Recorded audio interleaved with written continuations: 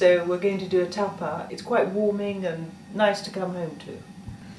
So this is what we're going to be cooking. These are called alubias and they're ready cooked beans. You can do your own. You can use butter beans, you can use haricot beans, you can use any of the beans, but white is better because we're going to combine it with morcilla, which is Spanish black pudding.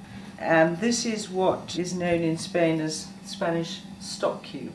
The salt-cured, wind-dried Spanish serrano ham with a very concentrated flavour, particularly the little bits at the end near the bone.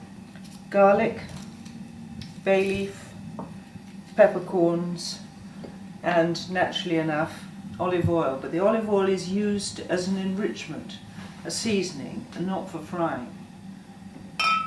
And then we're going to combine it with raw vegetables, with a mojo, which comes from the Canary Islands. This is a green one, and I like it because it has cilantro, coriander leaf in it, and it's a mild and rather delicious. And then a cheese from the north of Spain, a blue.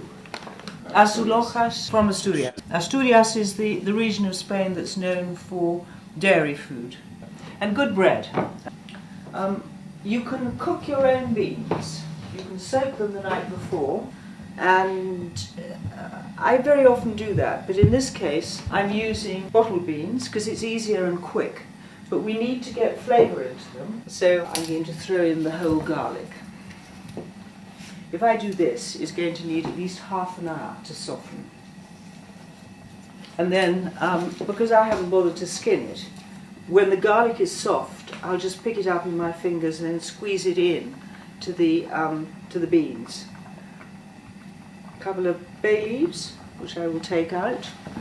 A few peppercorns, because I quite like the idea that every now and again you hit a peppercorn. So I haven't ground them. And then serrano ham. I put quite a bit in, because basically at this time we do need to get flavour in there. And now I'm going to let it cook for a bit. And then I'm going to add the morcilla, which is Spanish black pudding. There are many different kinds of morcilla all around the world. I think this one is a perfectly plain one. It's very delicious because it's well seasoned. It'll probably have some garlic in it, and it's ready cooked anyway, so you only need to heat it through.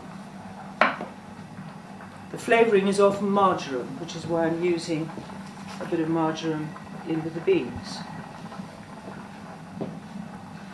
Now I can put a lid on. Turn the heat down a little bit, and in half an hour I can put in the morcilla. And that's it. Very easy. I'm going to add some olive oil now. Again, because it won't be overheated, the oil, so it would have a really fresh flavour. And it'll thicken the juices. It makes an emulsion. And then the beans absorb the juices. You can see it thickening. The oil will disappear like magic, and you'll get nothing but a delicious creamy sauce. Needs about another 15 minutes to absorb all its flavours. And then I can put in the morcilla. There it goes. Yum. I'm going to put a bit of chopped potato in there, and it'll give a little bit more body to the sauce, which if you've used ready cooked is quite a good idea. And these will be done in 10 minutes. They've got to be quite soft. You can see it's now gone creamy. Can't see any oil.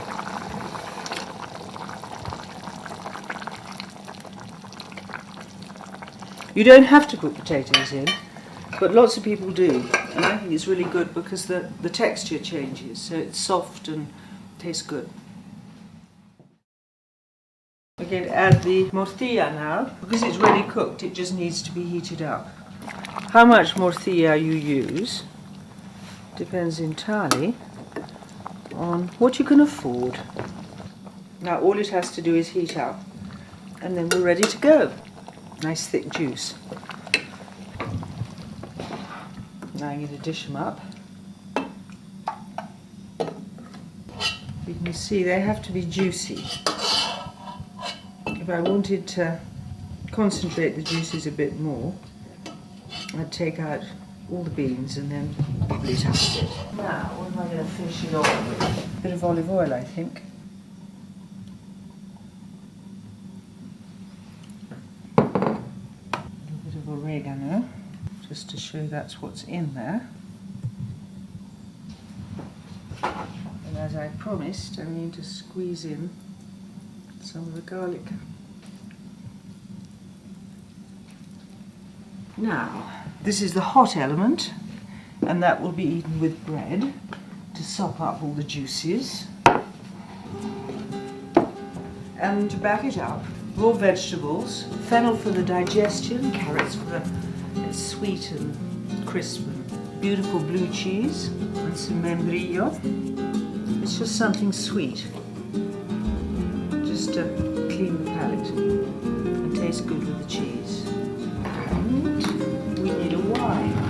This one, Hacienda López de Haro, Tempranillo, from Rioja, the chief red wine growing region of Spain. Again, which will suit very well, suit the Morcilla. This is what you do.